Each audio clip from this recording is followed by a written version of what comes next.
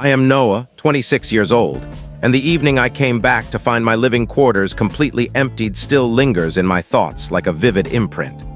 Garments that once rested neatly in chests were strewn across the soggy earth, resembling debris someone neglected to clear. My boots, manuscripts, and an old lute I purchased with my debut earnings leaned awkwardly against the letterbox. There stood my father, stationed at the threshold with arms interlocked. His expression carved from stone, a look I'd grown to dread more than I'd ever acknowledge. He didn't raise his voice, didn't unleash a tirade, nor deliver one of his lengthy discourses on my inadequacies. He simply tossed the final crate onto the yard, wiped his hands, and stated, "You're no longer permitted here." Then he turned from me, as if I were a guest who'd overstayed rather than his own flesh and blood. I remember standing there, keys in grip, staring at the home where I was raised, realizing I wasn't truly astonished. Not entirely. Wounded, yes. Shamed, even more so, but not astonished. For years, my father's approval had been a shifting mark I could never fully reach. If I labored extra hours, he'd say I was forsaking kin. If I studied late into the night, he'd call me idle for not toiling harder. No matter how diligently I tried to conduct myself, he'd always tilt his head, sigh, and note how my younger brother excelled, how swiftly my cousin advanced, how much more dutiful the neighbor's child seemed. That night was merely the climax of years of subtle injuries, years of being worn down until nothing of me fit his vision of a worthy heir. It wasn't always this harsh. In my early days, I recall my father as strict, yes, but not unkind. He was a man who valued order and effort, and I believed that by following his guidance, I'd earn his regard. But around my high school years, the comparisons grew keener.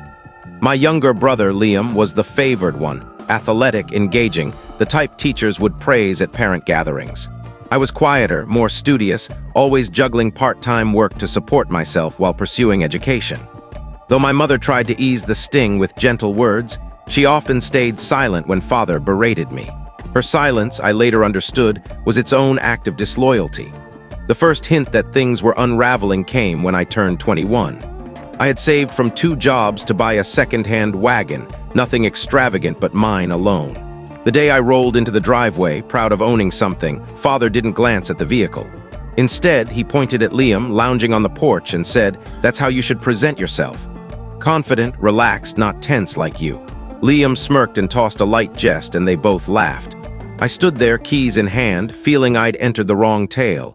It wasn't about the wagon, it was about me never sufficing. From then on, matters worsened.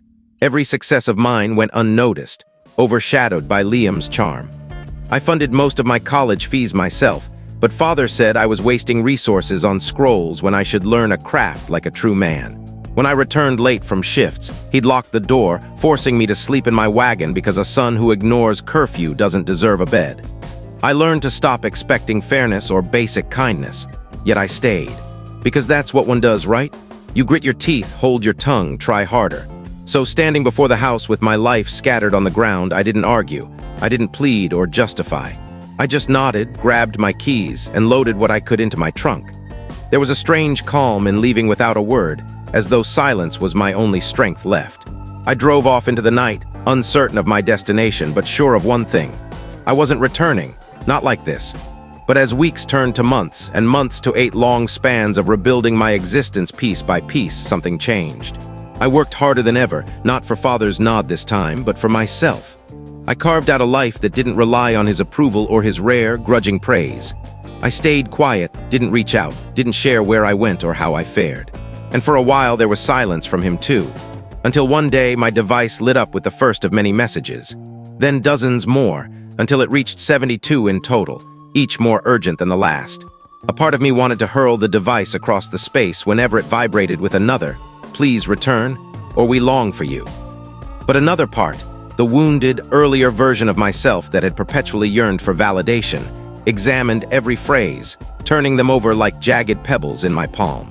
Because upon closer inspection, I observed something. Those notifications weren't merely regrets. They weren't authentic regrets. They were meticulously crafted lures, the type my father had employed throughout my existence. "Please return. Your mother is concerned. We long for you. The household isn't identical without you. Cease penalizing us for a single error." The identical, familiar routine. He wasn't expressing, "I'm regretful I ejected you." He was expressing, "Observe what you're inflicting on us." And that's when I sensed the recognizable snare of coercion constricting once more. To grasp why those notifications wounded so profoundly, I must revert to those months preceding my departure, when the partiality in my household had grown so overt it was nearly dramatic. My sibling Liam wasn't merely the preferred. He was the household's asset. Father poured money into his hobbies, his car, his half-hearted business ideas. If Liam wanted something, Father found a way. But when I asked for help once, just once, with tuition after my hours at work got cut, Father laughed in my face. He said, if you can't pay for it yourself, maybe it's not worth studying. A week later, Liam announced he was going on a trip to Miami with friends, and Father handed him an envelope of cash like it was a rite of passage. It wasn't just the money. It was the way they spoke about us when we weren't in the room.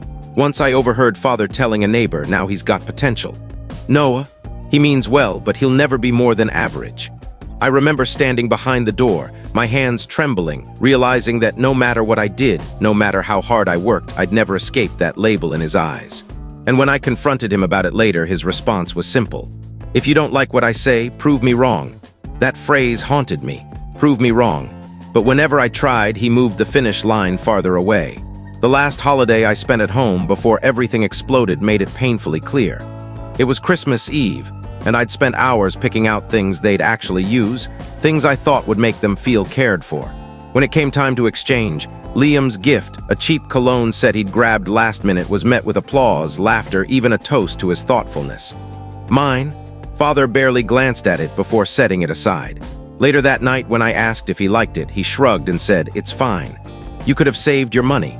Those words stuck in my throat like gravel.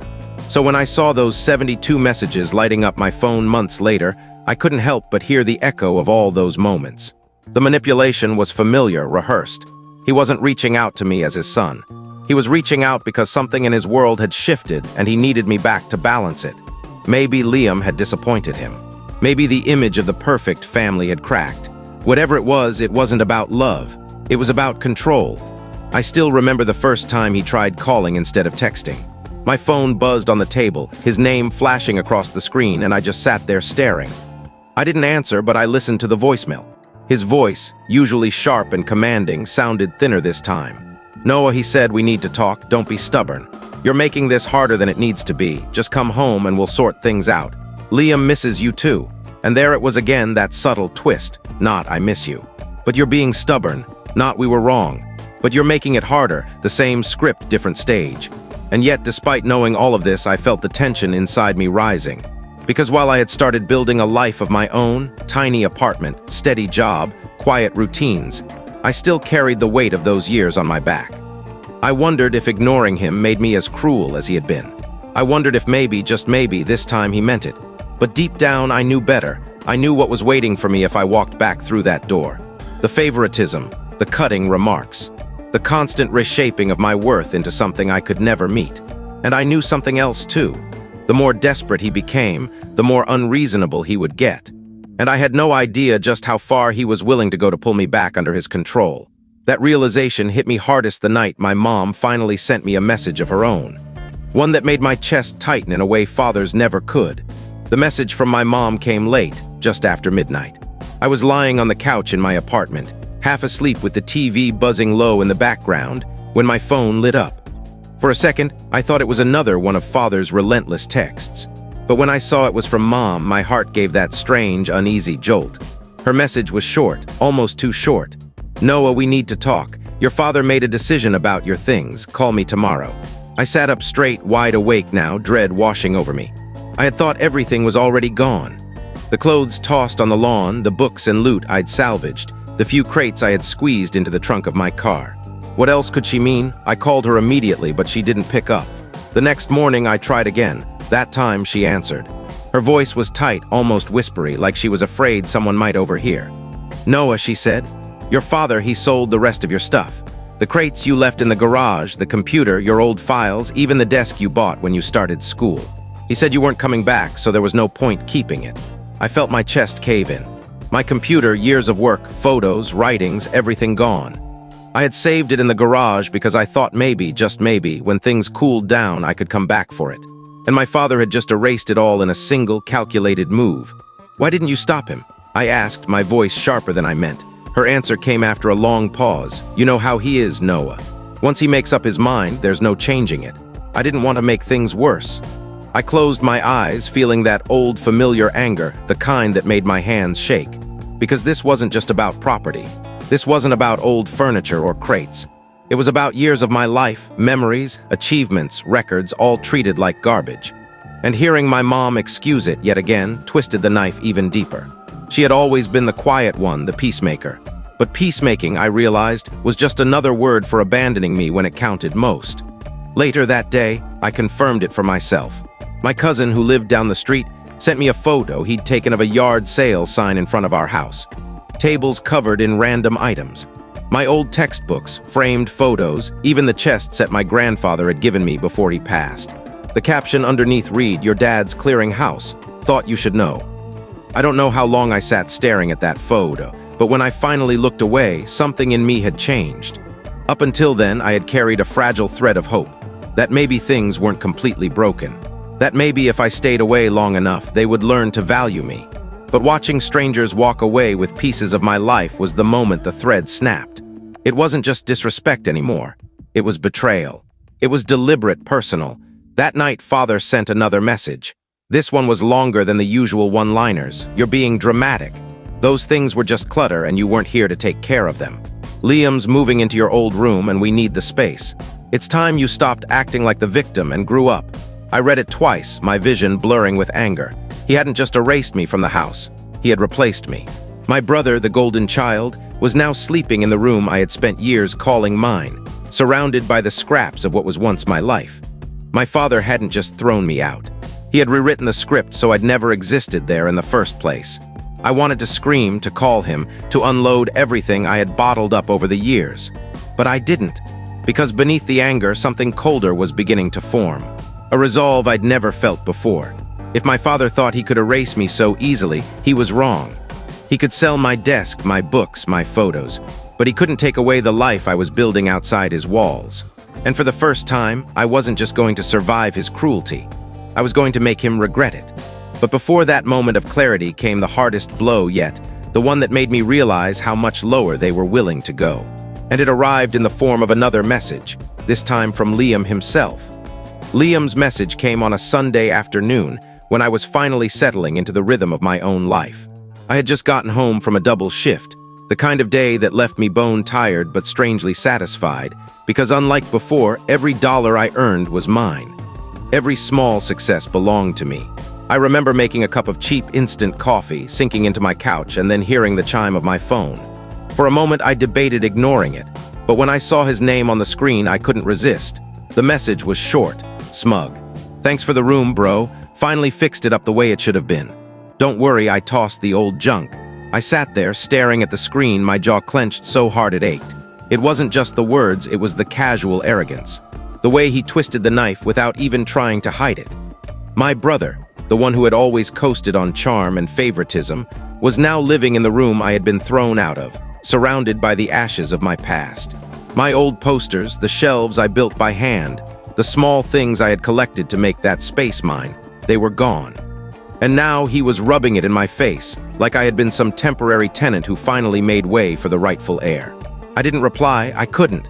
My hands shook too much to type. Instead, I scrolled through his social media later that night, something I had avoided since leaving home. And there it was, photo after photo of Liam standing in what used to be my room. He had painted the walls a new color, rearranged everything, and filled it with sleek furniture Father had obviously paid for. In one post, the caption read, "Finally got the upgrade I deserve." In another, someone commented, "Isn't that your brother's old room?" Liam's reply was a smirking emoji followed by, "Not anymore." That was the moment I hit rock bottom. It wasn't just that I had lost my home. It was that I had lost my place in the family entirely. They weren't waiting for me to come back. They weren't missing me. They had erased me, painted over my existence, and handed it all to Liam with a bow on top. I didn't sleep that night. I lay awake staring at the ceiling of my tiny apartment, listening to the hum of the fridge and the occasional honk from the street outside. The loneliness pressed down on me, heavier than ever. For years, I had endured mistreatment because I still clung to the hope that I mattered to them. That one day, if I worked hard enough, if I proved myself enough, they'd see me differently. But now I understood I had never been the son they wanted. I had only been a placeholder until Liam took center stage. The next few weeks blurred together. I went to work, came home, ate, and repeated the cycle. I didn't talk to anyone, didn't go out, didn't answer texts from the few friends who still checked in. I told myself I was too busy, too tired. But the truth was, I didn't know who I was outside of the constant battle for my family's approval. And without them in the picture, I felt hollow. But even in that emptiness, a quiet resolve began to take root. The kind that doesn't announce itself with grand speeches or sudden decisions. It was subtle, like embers glowing under ash. I started saving more aggressively, cutting out every unnecessary expense. I took on extra shifts, even when my body screamed for rest. And slowly, I began to piece together a plan. Not revenge, at least not yet. Just survival. Just the simple determination to stand on my own so that when the time came, I would no longer need anything from them.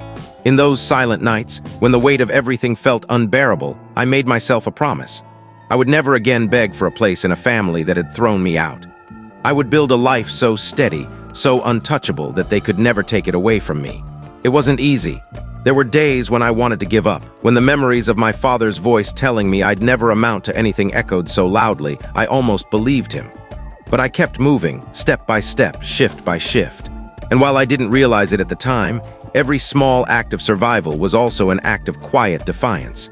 Still, I didn't know that my father's grip on control was loosening, and his desperation was only beginning to show.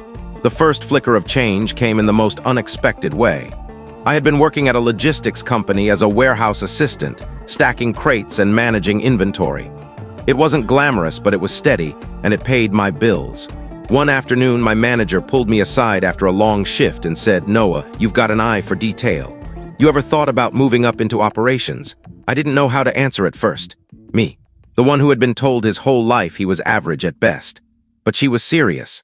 She told me a supervisor position was opening, and while it meant longer hours, it also came with better pay, benefits, and a chance to grow. For the first time in years, someone saw value in me. Not because of Liam's shadow, not because of father's impossible standards, but because of me. I took the job. The first few weeks were tough, learning schedules, managing people, making quick decisions under pressure. But something surprising happened. I thrived. I found myself solving problems on the fly, coordinating shipments, and even earning the respect of workers twice my age. For once, I wasn't the overlooked one. I wasn't less than. I was the one people turned to when things got complicated. The pay raise meant I could finally move out of the cramped studio apartment. I found a modest one-bedroom across town, nothing fancy. But when I walked through the door with the keys in my hand, it felt like the world's quietest victory. No one had handed it to me. No one could take it away. It was mine. With the stability came confidence. I reconnected with old friends I'd pushed away during my lowest point. I stopped dodging their calls and started showing up again, grabbing coffee, laughing, remembering what it felt like to belong somewhere. And slowly, the emptiness I had carried since leaving home began to feel less suffocating. At work, I pushed myself further. I signed up for training courses, learned more about supply chains and logistics systems. Before long, I was the one proposing solutions in meetings, and people actually listened. My manager, impressed with my progress, started hinting at more opportunities down the line. For the first time in my life, the future didn't feel like a wall closing in. It felt wide open. And then, almost by accident, I stumbled into something bigger. A client company I had worked with regularly needed extra help coordinating a major shipment. I stayed late, worked through the night, and made sure everything ran smoothly. The head of their team noticed, and after a brief conversation, they offered me a position with their firm. Better salary, better growth, more independence. Within a year, I wasn't just surviving, I was thriving. I had savings in the bank, a reliable car, and the kind of independence I had only dreamed of. The voice of my father telling me I'd never amount to anything grew quieter each day, replaced by the steady hum of progress. And yet, even as I built this new life, their presence lingered. Father's texts hadn't stopped. If anything, they had grown more frequent and desperate. "It's been long enough. Stop holding a grudge. Your brother asks about you." Each one dripped with the same mix of manipulation and entitlement, as if my silence was the real betrayal. But here's the thing, I didn't need him anymore. For the first time, I held the power. I had proven him wrong, not by shouting back, not by begging for recognition, but by living a life without him. And that power, the quiet, steady kind, was intoxicating. It wasn't just about money or independence. It was about control. For the first time in my life, I wasn't at the mercy of my father's approval. I could choose when to answer, when to ignore, when to walk away. And deep down, I began to wonder what it would look like to flip the script entirely, to let him see what he had lost. That thought grew stronger with every unanswered message, every voicemail deleted. And it grew even stronger the day I saw my brother Liam's name appear on my phone again. This time not to gloat, but to ask for help. It was a Tuesday evening when Liam's name lit up my phone again. But this time there was no smug caption attached, no photo of him flaunting my old room. Instead, it was a plain text. "Can we talk? It's important." For a moment, I thought it was some kind of trick. Another jab meant to drag me back into the cycle of comparison and humiliation. But something about the wording felt different, urgent, hesitant. Against my better judgment, I replied with a single word. "Why?" His answer came quickly. "Things aren't going well here. Dad's been different. Can we meet?" I almost laughed. The same brother who had paraded through my old space like it was a prize, who had never once defended me when father tore me down, was now reaching out. But curiosity got the better of me. A week later, I agreed to meet him at a quiet coffee shop downtown. When I walked in, I hardly recognized him. Liam, who had always carried himself with that effortless swagger, looked worn down. His clothes were as stylish as ever, but his posture was slumped, his eyes heavy with something I had never seen on him before, fear. He didn't waste time. "Noah," he said, leaning forward, "Dad's in trouble. The business, it's collapsing. He made some bad investments. He's been borrowing money left and right. And now people are asking questions." I let the words sink in.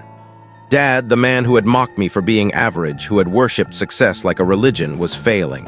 The same father who had sold my belongings without a second thought, who had erased me from his home, was now watching his empire crumble.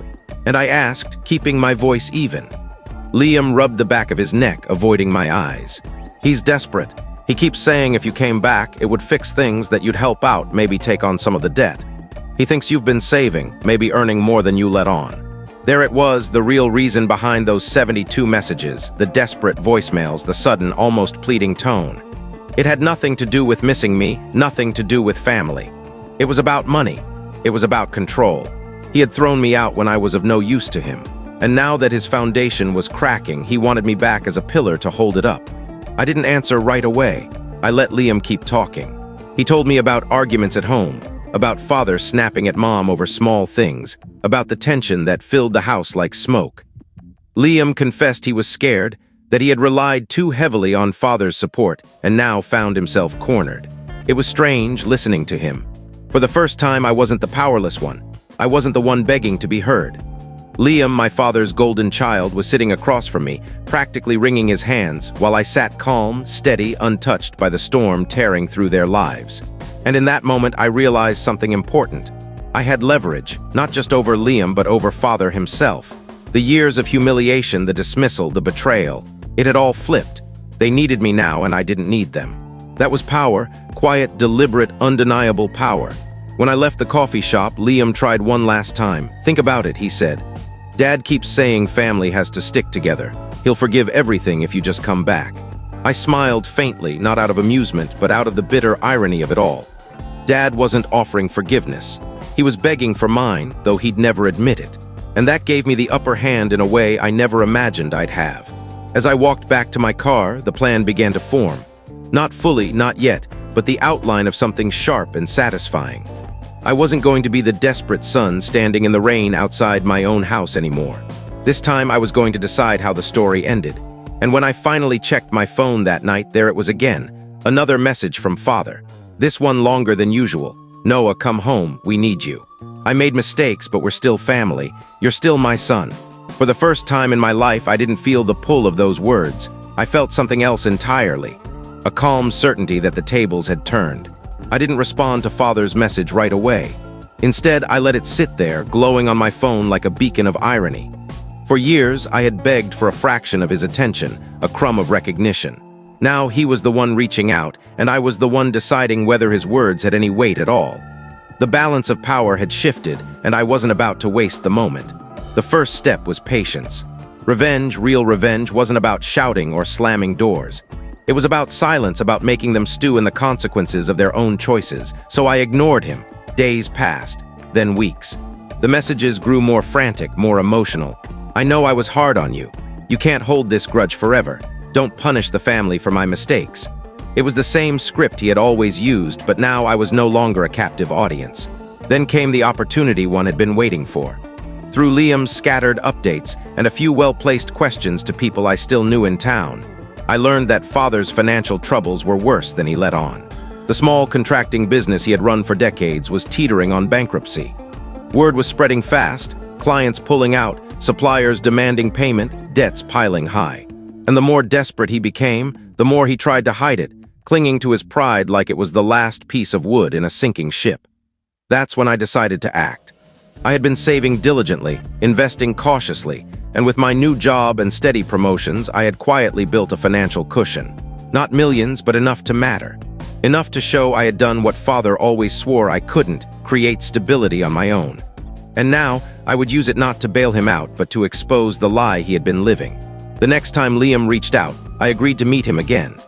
This time, I was different, calmer, sharper, carrying myself with the kind of quiet authority that comes when you know you're the one holding the cards.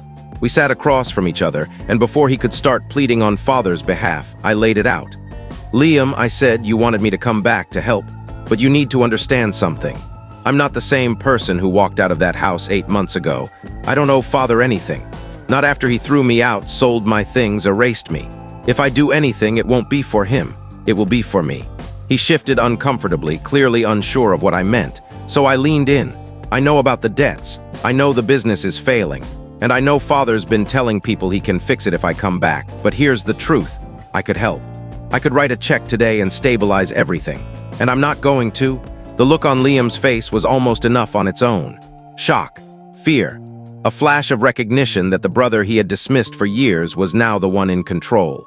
But here's what I will do. I continued.